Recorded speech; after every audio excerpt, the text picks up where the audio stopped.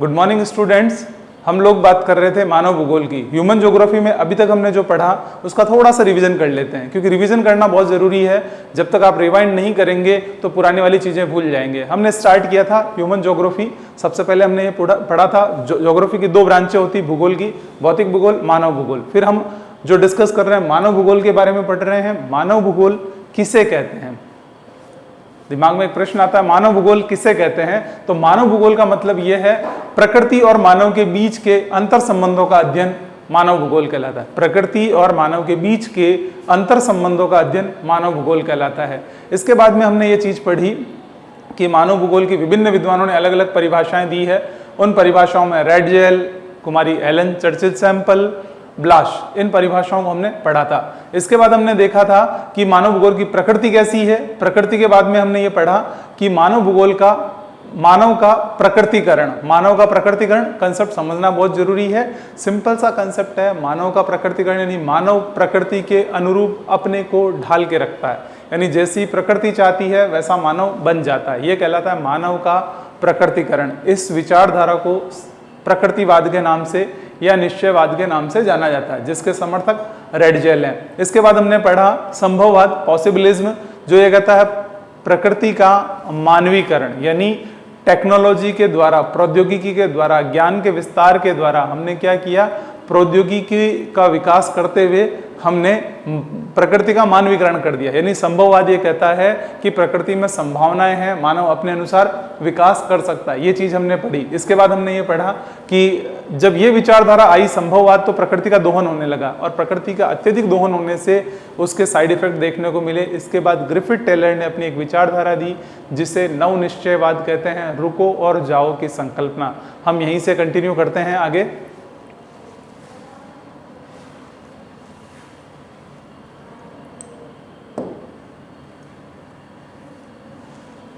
ये विचारधारा हम बात कर रहे थे कि दो कहानियों के माध्यम से आपको ये बताया गया है मानव का प्रकृतिकरण और प्रकृति का मानवीकरण। दो कहानियां जो आपकी बुक्स में दी हुई है, एक जो ये कहती है प्रकृति का मानव का प्रकृतिकरण, जिसमें हम ये कहते हैं मानव प्रकृति के अनुसार रह रहा था, प्रकृति के अनुसार काम करता था, जैसा प्रकृति चाहती थी वैसा करता था और प्रकृति की पूजा करता था। दूसरा है प्रकृति का मानवीकरण, जिसमें विचारधारा ये कहती है, जिसमें हमने ये पढ़ा था कि ट्रांसहाइट्स के लोग जो प्रकृति, ये लोग क्या करते थे, प्रकृति द्वारा आरोपित अवरोधों पर विजय पाने के लिए सक्षम हुए। यानी ये किसके कारण संभव हो पाए? संभववाद के द्वारा, इस विचारधारा के द्वारा। फिर इसके बाद में हम लोगों ने ये कंटिन्यू आगे करी कि भूगोलवेत्ता ग्रिफिथ टेलर, इन्होंने एक नई संकल्पना प्रस्तुत की, जो कि दो विचारधाराएं हमने पढ़ी, पर्यावरणीय निश्चयवाद और संभववाद के बीच के मध्य के मार्ग को परिलक्षित करता है। यानी ये पर्यावरणवाद और संभववाद दोनों विचारधाराओं के बीच का विचारधारा को प्रकट करता है, जिसको इन्होंने ग्रिफिथ टेलर ने क्या नाम दिया था? नव निश्चयवाद, न्यू डिटर्मिनिज्म इसको नाम दिया गया। इसे रुको और जाओ निश्चयवाद का नाम दिया गया। आप में जो नगरों में रहते हैं, जो नगर देख चुके हैं, वे जानते होंगे कि चौराहों पर यातायात का नियंत्रण बत्तियों द्वारा होता है। यानी इसका सिंपल सा कंसेप्ट जो ये विचारधारा दी गई है, इस विचारधारा में इन्होंने ये बताया कि जैसे अगर हम लोग देखें कि जो भी होता है कंसेप्ट, ये ट्रैफिक को कंट्रोल करने के लिए शहरों में क्या होती है, लाइट्स लगी रहती है, red lights, yellow lights and green light. इसी लाइट के द्वारा इन्होंने, ग्रिफिथ टेलर ने अपने विचारों को प्रकट करने की कोशिश की है। ग्रिफिथ टेलर ये कहते हैं कि जैसे शहरों में यातायात को कंट्रोल करने के लिए ट्रैफिक लाइट्स होती है, रेड लाइट जैसे ही होती है हम लोग क्या करते हैं, हमारी गाड़ियों को रोक देते हैं, और जैसे ही येलो लाइट आती है हम तैयारी करते हैं कि अब स्टार्ट करें और आगे की तरफ बढ़ना, और ग्रीन लाइट होती ही जाओ। इसी विचारधारा को इन्होंने रुको और जाओ निश्चयवाद दिया है। रुको और जाओ, स्टॉप एंड गो कंसेप्ट इन्होंने नाम दिया है। इसके बाद में इन्होंने ये पूरी की पूरी विचारधारा दी है। तो यहाँ संभववाद की दशा ये है, विचारधारा ये कहती है संभववाद की दशा, जिसका अर्थ है प्राकृतिक नियमों का अनुपालन करके हम प्रकृति पर विजय प्राप्त कर सकते हैं। ये महत्वपूर्ण है, ये चीज ध्यान रखनी हमें कि नव निश्चयवाद क्या कहता है, प्राकृतिक नियमों का अनुपालन करके हम प्रकृति पर विजय प्राप्त कर सकते हैं। इन्हें लाल संकेतों द्वारा प्रत्युत्तर देना होगा, और जब प्रकृति रूपांतरण की स्वीकृति दे दे तो वे अपने विकास प्रयत्नों में आगे बढ़ सकते हैं। इसका तात्पर्य यह है कि उन सीमाओं में जो पर्यावरण को हानि नहीं करती हो, संभावनाओं को उत्पन्न किया जा सकता है तथा अंधाधुंध दुर्घटनाएं और इन सब चीजों को रोका जा सकता है। फिर आगे हम बात करें तो ये विचारधारा ये कहती है, इस तरीके से ग्रिफिथ टेलर ने जो अपने विचार दिए वो ये कहते हैं कि जो हम डेवलपमेंट कर रहे हैं, विकास कर रहे हैं, संभावनाएं जो हमने रखी है, इन संभावनाओं का अगर हम अत्यधिक दोहन करेंगे तो क्या स्थितियां होगी, प्रकृति को नुकसान पहुंचेगा और प्रकृति हमें नुकसान देगी। इसीलिए स्टॉप एंड गो वाले कंसेप्ट पे हम लोग काम करते हैं। अब इसके बाद में नेक्स्ट जो आता है, समय के गलियारों में मानव भूगोल। समय के गलियारों में मानव भूगोल से अभिप्राय यह है कि अकॉर्डिंग टू टाइम मानव भूगोल में क्या चेंजेस आया है। आप लोगों को इस कंसेप्ट को समझना है। समय के गलियारों में भूगोल यानी geographical concept, geographical definition, geography की जो विचारधारा है उसमें समय के अनुसार क्या क्या परिवर्तन आया, उन परिवर्तनों की हम लोग बात कर रहे हैं। पर्यावरण के अनुकूलन और समायोजन की प्रक्रिया, पर्यावरण के अनुकूलन यानी इसके साथ एडजस्टमेंट और इसके साथ सेटलमेंट प्रक्रिया तथा इसका रूपांतरण पृथ्वी के धरातल पर विभिन्न पारिस्थितिकी रूपों में, पारिस्थितिकी निकेत में मानव के उदय के साथ प्रारंभ हुआ।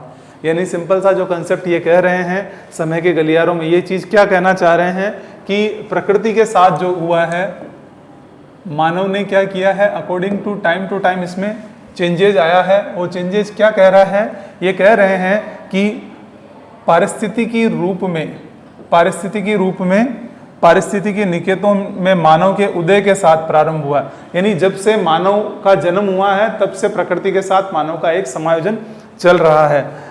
पर्यावरण और मानव की अन्योन्य क्रिया से मानव भूगोल के प्रारंभ की कल्पना करें तो इसकी जड़ें इतिहास में अत्यंत गहरी है। यानी कहने का मतलब ये है कि ये विचारधारा ये कहना चाह रही है कि अगर हम ये बात करते हैं कि प्रकृति और मानव के बीच की अन्योन्य क्रिया यानी इंटर रिलेशनशिप, ह्यूमन और नेचर के बीच में इंटर रिलेशनशिप की अगर हम बात करें तो ये काफी पुराना है। जब से मानव का प्रारंभ हुआ है तब से हम इसके इंटर रिलेशनशिप की बात कर सकते हैं। फिर आगे हम बढ़ते हैं तो इसे स्पष्ट करने के लिए उपागमों में परिवर्तन किया गया, अलग अलग अप्रोचेस लगाई गई। उन अप्रोचेस के द्वारा ये बताया गया कि ये जो मानव भूगोल का विषय है वो प्रकृति कैसी रही है, गत्यात्मक रही है। यानी यहाँ हम ये कह सकते हैं उपागमों में यह गत्यात्मकता विषय की परिवर्तनशील प्रकृति को दर्शाती है। यानी ये बताती है कि ये जो मानव भूगोल की प्रकृति रही है ये कैसी है, परिवर्तनशील रही है। और इस परिवर्तनशील प्रकृति की बात अगर हम करें तो मुख्य रूप से इसमें विभिन्न समाजों के बीच अन्योन्य क्रिया नगण्य थी और एक दूसरे के बारे में ज्ञान सीमित था। यात्री और अन्वेषक अपने यात्रा क्षेत्रों के बारे में सूचनाओं का प्रसार किया करते थे। यानी यह समय के गलियारे ये बताते हैं कि मानव भूगोल का जो विकास हुआ है, इस चीज़ को अगर हम देखें तो यहाँ ये कंसेप्ट ये कहता है कि इस विचारधारा के द्वारा यानी मानव ने पहले क्या किया, यात्रा वृत्तांतों के रूप में भूगोल की शुरुआत की। यानी समय ये कहता है भूगोल सबसे पहले यात्रा वृत्तांतों के द्वारा पढ़ाया जाने लगा। यात्री आते, नौचालक आते, दूसरे देशों में जाते, यात्राएं करते, वहाँ की जो विचारधारा उनको लगती उसको पढ़ते, किताबें लिखते और वही चीज़ बच्चों को पढ़ाई जाती थी। यानी यात्रा वृत्तांत के रूप में, जैसा कि ये उदाहरण दिया गया है, आप पढ़ सकते हैं अपनी किताब में, समुद्री यात्राएं की जाती थी और वो खतरे से खाली नहीं होती थी। उनको जो यात्राओं में जो जो दिक्कतें आती उन्होंने उसको लिखा। इसी आधार पर जब हम वायुदाब की पेटियाँ पढ़ते हैं, वायुदाब की पेटियाँ, एयर प्रेशर बेल्ट्स, उसमें एक नाम आता है अश्व अक्षांश।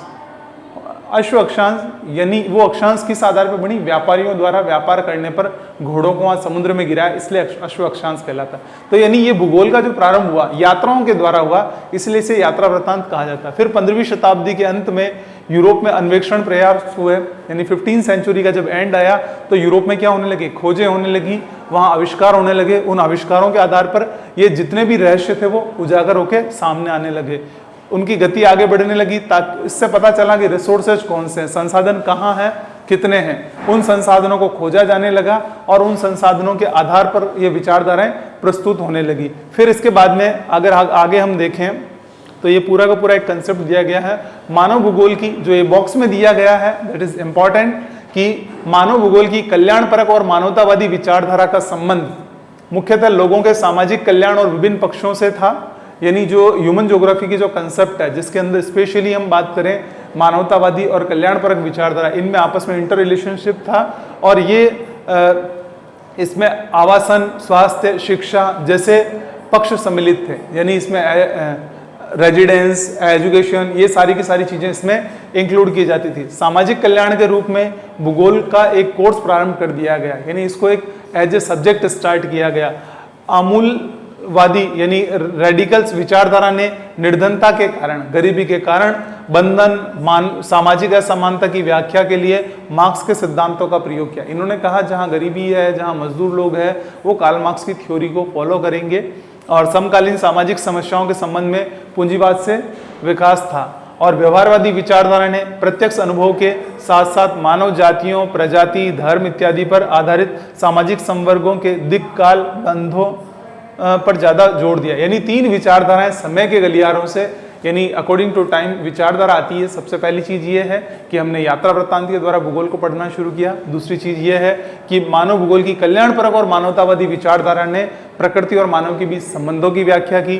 फिर नेक्स्ट आती है आमूलवादी यानी रेडिकल विचारधारा, ये कार्ल मार्क्स के सिद्धांतों पर काम करती है। और तीसरी है व्यवहारवादी विचारधारा, जिसने प्रत्यक्ष अनुभव पर बल दिया। इसके बाद में नेक्स्ट जो हमारे कंसेप्ट आता है मानव भूगोल के क्षेत्र और उपक्षेत्र, इसके स्कोप एंड सब स्कोप्स। मानव भूगोल के स्कोप की बात करें, जैसा मानव भूगोल, जैसा कि आपने देखा, मानव जीवन के सभी तत्वों का अंतराल जिसके अंतर्गत वे घटित होते हैं के मध्य व्याख्या करने का प्रयत्न करती है। इस प्रकार मानव भूगोल प्रकृति अत्यधिक अंतर विषयक है और पृथ्वी तल पर पाए जाने वाले मानवीय तत्वों को समझने की व्याख्या करता है। यानी यहाँ अगर हम ये कहें मानव भूगोल कंसेप्ट क्या कह रहा है, मानव भूगोल के क्षेत्र और उपक्षेत्रों की अगर हम बात करें तो क्षेत्र और उपक्षेत्र की अगर हम बात करें तो मानव भूगोल सामाजिक विज्ञानों के सहयोगी विषयों के साथ घनिष्ठ अंतरापृष्ठ विकसित करती है। यानी ये कहता है मानव भूगोल का क्षेत्र क्या कहता है, मानव भूगोल के साथ साथ अन्य जो सामाजिक विज्ञान है उनके साथ सहयोगी घनिष्ठ अंतरापृष्ठ, इन शब्दों को समझना जरूरी है आपके लिए। घनिष्ठ यानी बहुत क्लोज और अंतरापृष्ठ मतलब इंटर रिलेशनशिप जो बनाता है वो इस चीज की व्याख्या करता है। ज्ञान के विस्तार के साथ नए उपक्षेत्रों का विकास होता है और मानव भूगोल के साथ भी ऐसा ही हुआ। और जैसे जैसे नॉलेज बढ़ता है, जैसे ज्ञान बढ़ता है, जैसे आप लोग भी पढ़ते हो, आपका ज्ञान बढ़ता है तो क्या होगा, धीरे धीरे आप नई नई चीजें सीखना शुरू करोगे। ऐसे ही मानव भूगोल के क्षेत्रों का विकास हुआ और उससे उपक्षेत्र धीरे धीरे विकसित होने लगे।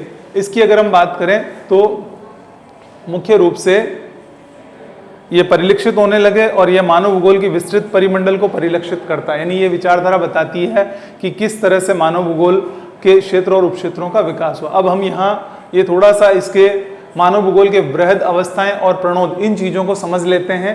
जो ये चीज बता रहे हैं ये क्या कहना चाह रहे हैं, समय अवधि, उपागम और बृहद लक्षण। जो मानव भूगोल जिसको हमने पढ़ा कि समय के अनुसार इसमें क्या क्या परिवर्तन हुए हैं, तो ये परिवर्तन एक इंडेक्स के रूप में पूरी की पूरी दिखाई गई है। सबसे पहली चीज अगर हम देखें तो ये प्रारंभिक समय, आरंभिक उपनिवेश युग, यानी जो स्टार्टिंग समय था उसके समय उपागम क्या था, अन्वेषण और विवरण, चीजें खोजने के लिए कोशिश कर रहा था मानव और उसका विवरण करता था।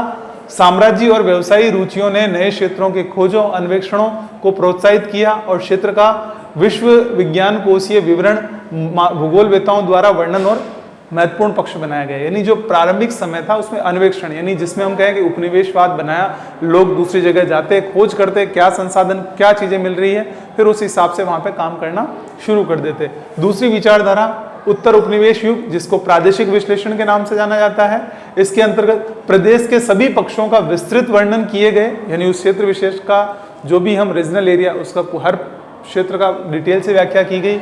मत यह था कि सभी प्रदेश पूर्ण अर्थात पृथ्वी के भाग है, अतः इन भागों की पूरी समझ पृथ्वी पूर्ण रूप से समझने में सहायता करेगी। यानी हम क्या कर रहे हैं, पृथ्वी को विभिन्न प्रदेशों में बांटकर उनके सभी पहलुओं को समझने की कोशिश करेंगे प्रादेशिक विश्लेषण में। तीसरा आता है अंतर युद्ध अवधि के बीच 1930 का दशक, यानी इस समय प्रथम विश्व युद्ध हो गया था 1914 से 1919 के बीच। उसके बाद का जो दशक युग है इसे क्षेत्रीय विभेदन कहा गया है।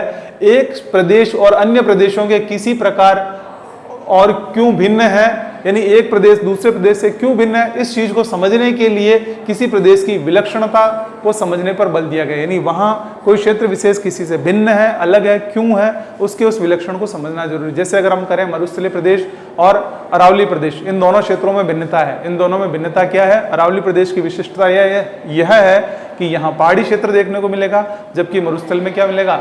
रेतीली मिट्टी मिलेगी, है ना। तो इस तरह से विशिष्ट विलक्षण क्या उसको देखने की कोशिश की गई। 1950 के दशक के अंत और 1960 के दशक के अंत तक स्थानीय संगठन पर बल दिया गया। यानी मानव भूगोल में कंप्यूटर और परिष्कृत सांख्यिकी विधियों के प्रयोग के लिए विशिष्ट मानचित्र और मानवीय परिघटनाओं के विश्लेषण में प्राय भौतिकी के नियमों का अनुप्रयोग किया गया था और इस प्रावस्था में विभिन्न मानवीय क्रियाओं के मानचित्र योग्य प्रतिरूपों को पहचान करने की कोशिश की गई। ये इसका मुख्य उद्देश्य था। यानी इस समय कंप्यूटर का डेवलपमेंट हो चुका था, यानी प्रौद्योगिकी ज्ञान का विकास होने लगा। इसके बाद 1970 का दशक, जिसमें मानवीय, मानवतावादी, आमूलवादी और व्यवहारवादी विचारधाराओं का उदय हुआ। मात्रात्मक क्रांति से उत्पन्न असंतुष्ट और अमानवीय रूप में मानव भूगोल के अध्ययन के चलते समय मानव भूगोल ने 1970 के दशक में 3 नए विचारधाराओं को जन्म दिया। इन विचारधाराओं का अभ्युदय मानव भूगोल और सामाजिक राजनीतिक यथार्थ के प्रति अधिक प्रासंगिक था। इन विचारधाराओं की थोड़ी जानकारी नीचे बॉक्स में अवलोकन है। यानी इस समय 1970 का दशक जो है, इसमें 3 विचारधाराएं आई, जैसा कि हमने पढ़ा था, पर्यावरणवाद, संभववाद और नवनिश्चयवाद।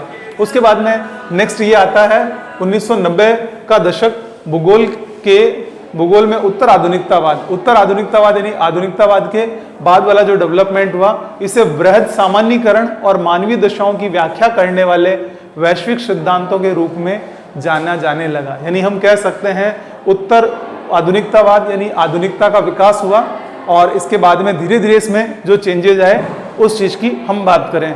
नेक्स्ट जो हमारा टॉपिक रहेगा, जिसमें हम मानव भूगोल के क्षेत्र और उपक्षेत्र पढ़ेंगे। अभी थोड़ा सा हम रिवीजन कर लेते हैं कि हमने क्या क्या चीजें पढ़ी।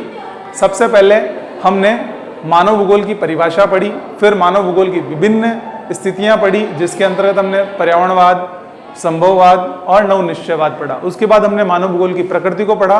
प्रकृति को पढ़ने के बाद हमने पढ़ा समय के गलियारा, यानी अकॉर्डिंग टू टाइम मानव भूगोल में क्या क्या चेंजेस हुआ। इस चीज को समझने के लिए हमने सारणी के द्वारा पढ़ी। समय की अवधि के आधार पर हमने इसको मुख्य रूप से 6 भागों में बांटा, जैसा कि पहला आरंभिक उपनिवेश युग, दूसरा उत्तर उपनिवेश युग, तीसरा जो हमने बात करी अंतर युद्ध अवधि के बीच में 1930 का दशक, चौथा 1950 के दशक के अंत से 1960 के दशक के बीच तक, और 1970 का दशक और 1990 का दशक। इन दशकों में क्या क्या डेवलपमेंट हुआ, कैसे विकास हुआ, ये सारी की सारी चीजें हमने इस चैप्टर में पढ़ी। इसके बाद जो नेक्स्ट वाला रहेगा, इसमें हम देखेंगे मानव भूगोल के क्षेत्र और उपक्षेत्र क्या है।